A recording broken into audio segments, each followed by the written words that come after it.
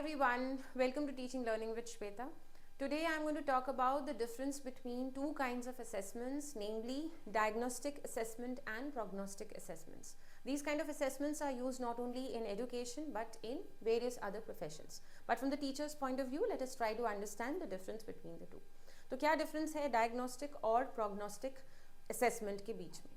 तो as the name suggest, जैसे कि नाम से ही पता लग रहा है डायग्नोस्टिक, मतलब हम किसी चीज़ की डायग्नोसिस कर रहे हैं. अब डॉक्टर के पास जाते हैं तो डॉक्टर पहले डायग्नोसिस करके प्रॉब्लम को निकालते हैं ढूंढकर और फिर आपको दवाई देते हैं या ट्रीटमेंट सजेस्ट करते हैं या सोल्यूशन देते हैं. तो किसी भी प्रॉब्लम को आइडेंटिफाई करना और उसका सोल्यूशन देना, ये पर्पस होता है एक डायग्नोस्टिक टेस्ट में. तो जब हम लर्निंग की बात कर रहे हैं, टीचिंग की बात कर रहे हैं, तो एक डायग्नोस्टिक टेस्ट या असेसमेंट का क्या पर्पस होता है कि लर्नर की लर्निंग में कोई गैप है, कोई डिफ़िकल्टी है, कोई प्रॉब्लम है, तो उसको आइडेंटिफाई करना, उस प्रॉब्लम को आइडेंटिफाई करना और उसका सोल्यूशन देना, मतलब सोल्यूशन ताकि उसका हो पाए, ये पर्पस होता है. तो ये जो क्लासिफिकेशन है डायग्नोस्टिक और प्रोग्नोस्टिक, ये किस पर बेस्ड है? ये पर्पस पे बेस्ड है कि किस पर्पस से हम असेसमेंट कर रहे हैं. हम इस पर्पस से कर रहे हैं डायग्नोस्टिक असेसमेंट में कि हमें पता लग पाए कि जो लर्नर है उसको किस चीज़ में डिफ़िकल्टी है, ताकि उस डिफ़िकल्टी का सोल्यूशन किया जाए. क्योंकि सिर्फ प्रॉब्लम आइडेंटिफाई करना ही काफ़ी नहीं होता, we have to give the solution also. So that's the purpose of diagnostic assessment. तो क्या है यहाँ पे? प्रॉब्लम को ढूंढना ताकि उसका सोल्यूशन हो पाए. So this is solution focused in nature. इसका फोकस सोल्यूशन देने पर भी होता है. Also this is for the present time, ये पता लगाने के लिए कि प्रेजेंट टाइम में प्रॉब्लम है कि नहीं. इसमें हम फ्यूचर की या पास्ट की बात नहीं कर रहे हैं, हम सिर्फ ये देखना चाह रहे हैं कि अभी जो लर्निंग हो रही है, मतलब जो फॉर्मेटिव टाइम पीरियड है बच्चे का, उस टाइम पीरियड में क्या लर्निंग गैप्स हैं, क्या इश्यूज हैं, क्या प्रॉब्लम्स हैं.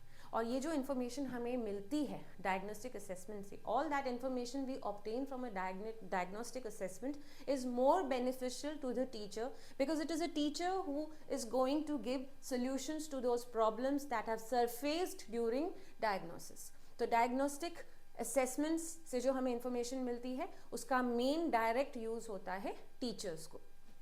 Now we move on to prognostic assessment. Prognostic assessment आप हमेशा याद रखिए कि ये फ्यूचर के लिए होता है. आपने देखा होगा कि बहुत सारे स्टूडेंट्स पहले से डिसाइड करते हैं कि वो किस प्रोफेशन को चूज करना चाहते हैं, लेकिन कई बार those learners lack the aptitude for those professions. हो सकता है कि कोई म्यूजिक में जाना चाहता हो लेकिन उसका म्यूजिक का एप्टीट्यूड बिल्कुल भी नहीं है, तो इट इज़ पॉइंटलेस कि वो अपनी एनर्जीज उसमें वेस्ट करे. I am not trying to say that these tests are meant for discouraging someone or hard work does not have any role to play, but yes, aptitude ज़रूरी होता है और सबका aptitude अलग अलग होता है. Everybody has got different aptitudes for different professions, so it is better to make predictions in advance कि which profession is going to be the most suitable for a learner. So those tests that give us information or predict about future capabilities or future decisions, help us in taking decisions in future or preparing for future, those kind of tests are prognostic assessments or prognostic tests. तो future को predict करने के लिए कि किसी learner का future में जो वो डिसीजन लेने वाला है, जिस प्रोफेशन में जाने वाला है, वो उसके लिए ठीक है कि नहीं, उसमें उसकी कैपेबिलिटी है कि नहीं, वो क्रैक कर पाएगा कि नहीं, उसके लिए जो टेस्ट्स हम लेते हैं वो प्रोग्नोस्टिक असेसमेंट्स या प्रोग्नोस्टिक टेस्ट्स होते हैं. तो ये फ्यूचर के लिए हैं और डायग्नोस्टिक प्रेजेंट के लिए है. इसमें जो इन्फॉर्मेशन निकल के आती है इन टेस्ट्स में, ये लर्नर्स के लिए ज़्यादा इंपॉर्टेंट होती है, क्योंकि लर्नर्स को ही डिसीजन लेने हैं. टीचर्स के लिए भी होती है, पेरेंट्स के लिए भी होती है, क्योंकि वो हमेशा गाइड कर रहे हैं बच्चे को, लेकिन सबसे ज़्यादा इंपॉर्टेंट होती है लर्नर्स के लिए, because it is centring around their decisions of future for their future professions, that the choices that they are going to make in the future.